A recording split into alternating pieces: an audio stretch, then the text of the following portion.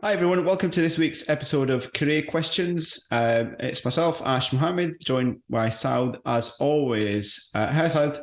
Hello, how are you? Good, thanks. So the question this week we got is about being comfortable, or rather being comfortable, being uncomfortable, which is a bit of a mouthful. Now, it is a question that I have been asked many times. Not necessarily always phrased that way, but really it's about how do you end up being uncomfortable, and how do you make that useful for you? So, what are your thoughts, South? So, comfortable being uncomfortable sounds like something impossible to achieve, but most of us do it every day. Whenever we meet someone new, whenever we try something new, learn something new, start a new job, a new role, we're slightly uncomfortable in one way or another, and we overcome it. And that's natural because you just have to go through it, there's no choice.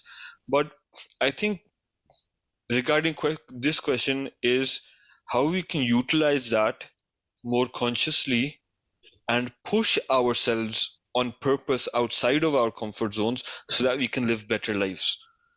And I think that's important for anyone who wants to grow professionally or personally, because every time in my life that I've achieved a milestone or achieved some form of success, whatever that would be, um, or an achievement, that came after a period of discomfort. It came after talking to new people, networking with new people, trying out a new business project which I had no experience in before and which was very scary. It came after studying new subjects and then passing the exam. Any growth or achievement is superseded by discomfort. And I think that's evidence that you need to do more if you want to win more. What do you think? No, I think there's loads of good stuff in there, Sal. I agree with all of it in the sense that one, you talked about, we face into uncomfortable things all day long, and we do. Little things like I'm going to go to a restaurant and what am I going to choose, and if I don't like my meal, am I going to say sorry, I didn't like that? To I'm going to stand in front of 500 people and present something.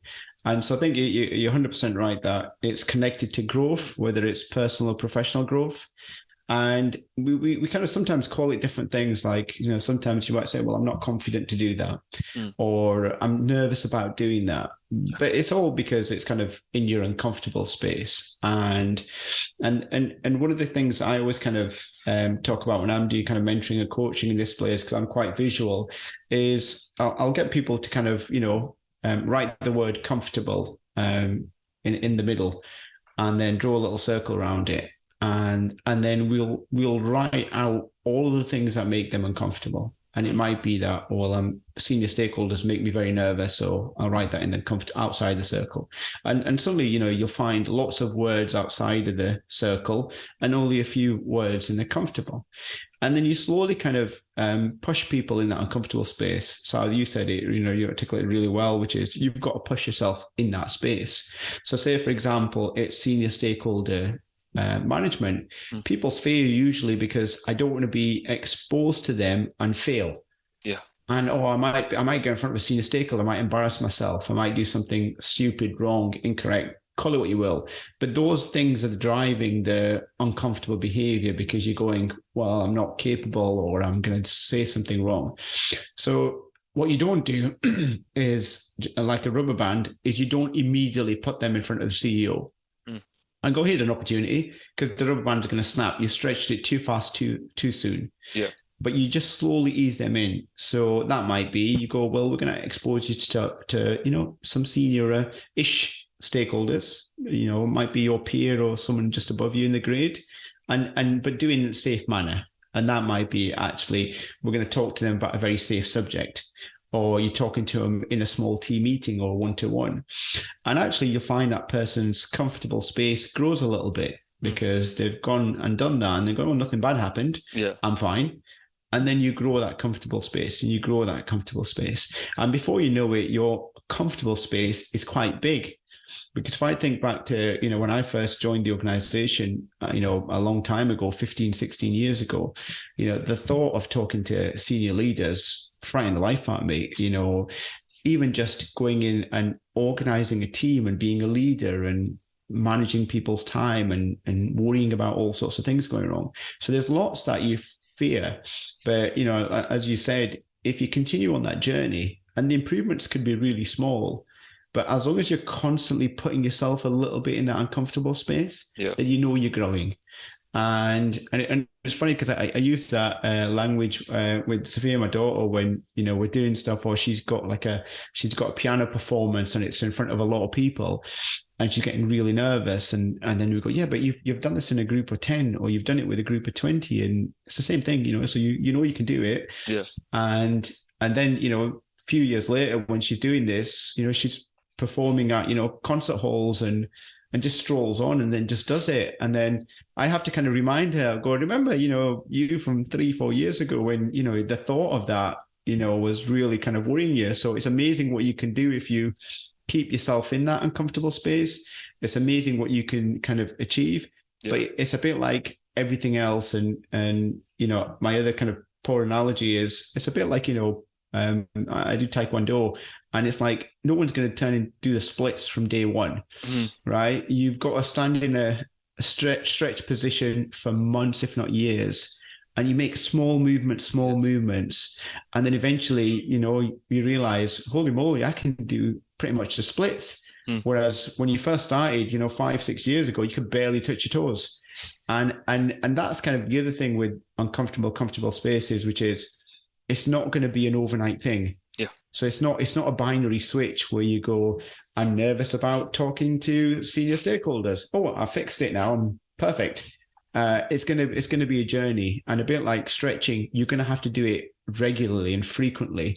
And then the more frequently you do it, the more you expose yourself to that uncomfortable space, the more you're likely to kind of grow in that direction. Yeah, no, I completely agree. Small movements every day would lead to 365 movements in a year, and that would be easier than like doing a lot of work in a short span of time. So and over time, like even if you look at this podcast, when our first audio episode maybe last year, I'm sure if you listen to it now, we'd be laughing and embarrassed and want to take it off. But I think we've made improvements. We were better than we were before. I'd hope so. Yeah, I'd hope so.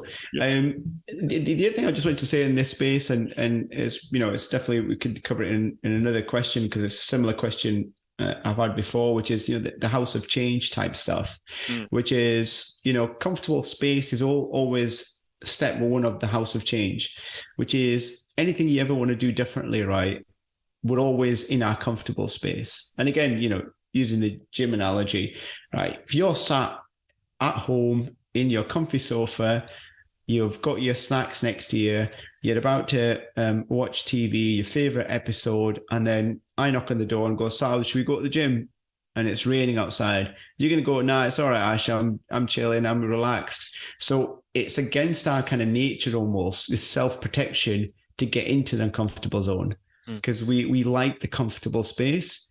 So again, it's being very aware that chances are you're going to find 1,000,001 reasons not to go to the uncomfortable space.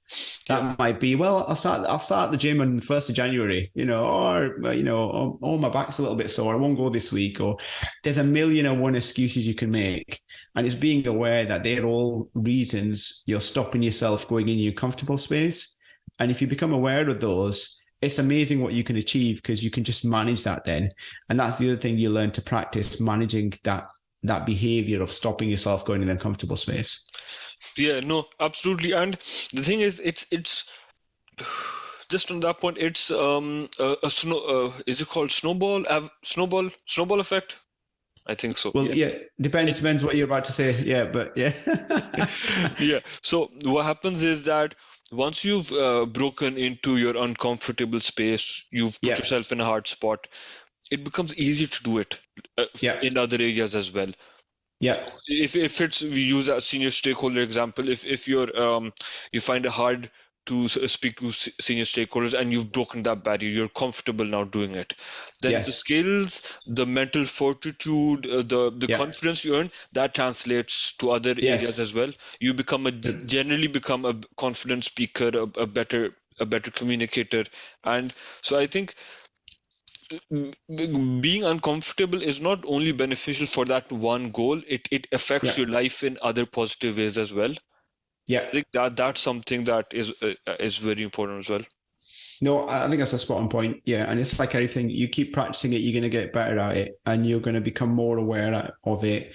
You're going to become better at managing when you're slipping back. Because Yeah. again, one of these things that, like anything else, is you'll slip back into comfortable space and you might not realize it. And 3 months have passed. And it's one of the things, again, we'll cover it another day, career question type, which is how do you progress your career, Ash? Mm. And how do you force yourself to kind of go up the ladder? Yeah. And that's because you're not comfortable being comfortable. Mm. You kind of go, you've got to be, when you're aware, you go, hold on a minute, for the last 6 months, I've really enjoyed my job and I've been really busy, but have I had growth or have I just been, recycle? Yeah. Now that's fine. If that's what you want to do and you really enjoy the job and you're not looking for career progression, then, it's not a bad thing. But if you're looking for career progression, then it's knowing when you've now slipped your comfy slippers on without realizing you've put your dressing coat on and you're now sat comfy and you might still be really busy and really challenged at work, but you're not learning anything anymore. Yeah. And before you realize it, you're in comfy mode. And so it's one of these things you then become quite aware of, going, right, I've gone into comfy space, and then throwing yourself back out into doing something different. Just from that point, if you're comfortable, you also become complacent. You become overconfident that I've been doing this for a while and this is the way it works and this is the best way to Yeah. do it. And then some young kid comes along who's learned programming as well, and he says, oh, you can Yeah. actually do it faster this way.